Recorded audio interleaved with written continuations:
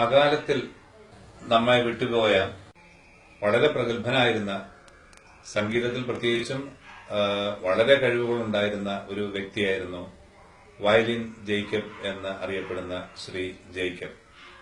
Jacob എന്റെ വളരെ അടുത്ത സുഹൃത്തായിരുന്നു. എന്ത് കാര്യങ്ങളുണ്ടെങ്കിലും വിളിക്കും. കാരണം ഒരു ആൽബം ഇറക്കാൻ നേരത്തെ വിളിച്ചിട്ട് ചോദിക്കും പോലെ ഞാൻ ഏത് ടൈപ്പ് പാട്ട് ചെയ്യണം, എങ്ങനെ ചെയ്യണം എന്നൊക്കെ ചോദിക്കും. അത്ര ഒരു ശുദ്ധനായിരുന്നു മനസ്സിൽ അദ്ദേഹം. ഒരുപാട് ക്രിസ്തീയ ഭക്തിഗാനങ്ങൾ ഞാൻ വയലിൻ ജേക്കബിന്റെ പാടിയിട്ടുണ്ട്. എന്റെ കൂടെ പ്രോഗ്രാംസിന് വായിച്ചിട്ടുണ്ട്. ജേക്കബ് ജോസഫ് എന്ന വയലിൻ ജേക്കബ് അത് നമ്മളെയൊക്കെ വിട്ടു പോയിട്ട് ഇന്ന് 10 വർഷം തികയുകയാണ്. ഇന്ന് അദ്ദേഹം ഇവിടെ നമ്മളോടൊപ്പം ഉണ്ടായിരുന്നെങ്കിൽ ഇന്നത്തെ പുതിയ തലമുറയിലെ ഒരുപക്ഷെ ഏറ്റവും പ്രശസ്തനായ ഒരു സംഗീത സംവിധായകനായി തീർന്നതിനുള്ളതിൽ എനിക്ക് വലിയ സംശയമൊന്നുമില്ല. ഞാൻ ആദ്യമായിട്ട് ക്രിസ്ത്യൻ ഡിവോഷണൽ ഗാനം ആദ്യമായിട്ട് ഞാൻ പാടുന്നത് ജേക്കബേട്ടന് വേണ്ടിയിട്ടാണ്. റൂഹ എന്ന ഒരു കാസറ്റിലാണ് ആദ്യമായിട്ട് തന്നെ അദ്ദേഹം പാടിപ്പിച്ചത്. എന്റെ ആദ്യത്തെ ഡിവോഷണൽ സോങ് ആണത്. ഒരുപക്ഷെ മലയാളത്തിലെ AR റഹ്മാൻ എന്ന് വേണമെങ്കിൽ അദ്ദേഹത്തെ വിശേഷിപ്പിക്കാം. കാരണം ഈ റഹ്മാൻ തരംഗം വരുന്നതിന് മുമ്പ് തന്നെ ഏതാണ്ട് അതേ തലത്തിൽ ചിന്തിക്കുകയും പ്രവർത്തിക്കുകയും ചെയ്ത ഒരു വ്യക്തിയാണ് അദ്ദേഹം. അസാധാരണമായ മെലഡി ക്രിയേറ്റ് ചെയ്യുന്നതിന് വയലിൻ ജേക്കബിന് വല്ലാത്ത കഴിവുണ്ടായിരുന്നു. ഞാൻ അദ്ദേഹത്തിന്റെ കുറച്ച് ക്രിസ്ത്യൻ ഡിവോഷണൽ ഗാനങ്ങളാണ് പാടിയിരിക്കുന്നത്.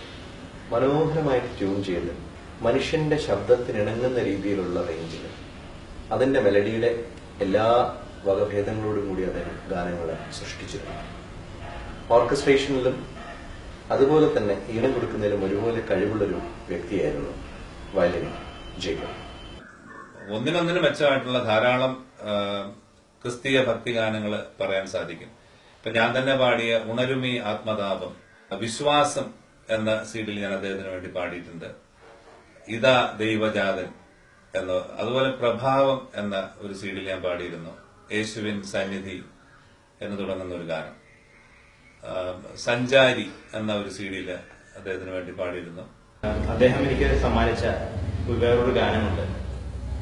യേശുവേ നീ എനിക്കായി ഇത്രയേറെ സ്നേഹമേകാൻ അടിയനെ യോഗ്യതയായി എന്തു കണ്ടു നീ. സ്നേഹമേ നിൻ ഹൃദയം ക്ഷമയുടെ സാഗരമോ, നന്മകൾക്കു നന്ദിയേകാൻ എന്തു ചെയ്യും ഞാൻ പാടിയ ക്രിസ്ത്യൻ ഡിവോഷനിൽ ഏറ്റവും ഹിറ്റായ ഒരു ഗാനമാണത്. എനിക്ക് തോന്നുന്നു അദ്ദേഹം മെലഡിയുടെ ഒരാളായിരുന്നു.